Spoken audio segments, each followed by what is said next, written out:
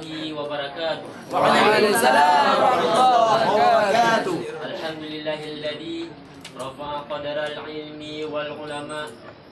أحمده وأشكره في السراء والضراء.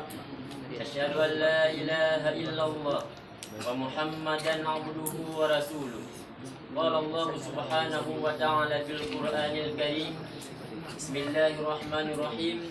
يرفع الله الذين آمنوا منكم والذين أوتوا العلم درجات.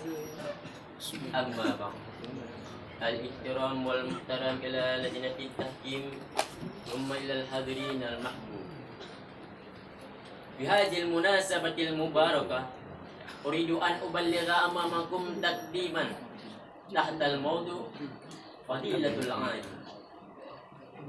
يا أيها الحاضرون، العلم نور يضيء الطريق ويهدي السالكين، وهو ركيزة الرقي الأمم وتقدمها، ولا يخفى على الكثير منا ما للعلم من أهمية وفضيلة، فإن نصوص الكتاب والسنة في فضل العلم والثناء على أهله والحث على طلبه كثيرة متوافرة.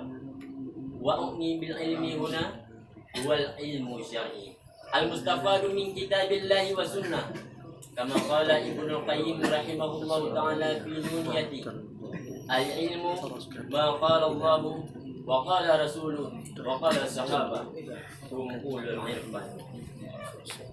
والعلم رفعة لصاحبه ودرجات له في الدنيا والآخرة، كما قال الله سبحانه وتعالى في القرآن: يرفع الله الذين آمنوا منكم والذين أوتوا العلم درجات.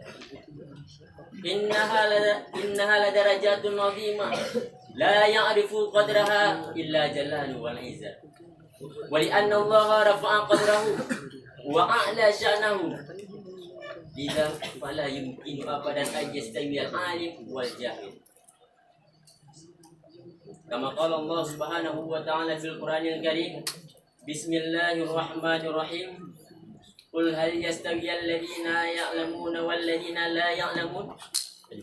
أيها الحاضرون المحبوب، إذا كان العلم والعلماء بهذا الفضل والشرف، فينبغي علينا السعي والحرص على طلبه وتحصيله لنهضة هذه الخيرية، ولنكون من زمرة هؤلاء الذي تستغفر لهم الملائكة والحيتان في البحر حتى نملة في جحور.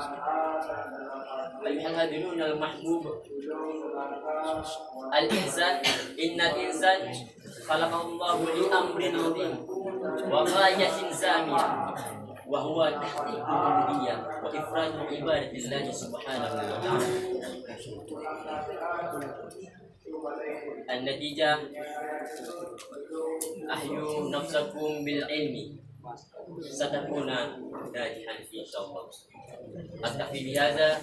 السلام عليكم ورحمة الله وبركاته. وعليكم السلام ورحمة الله.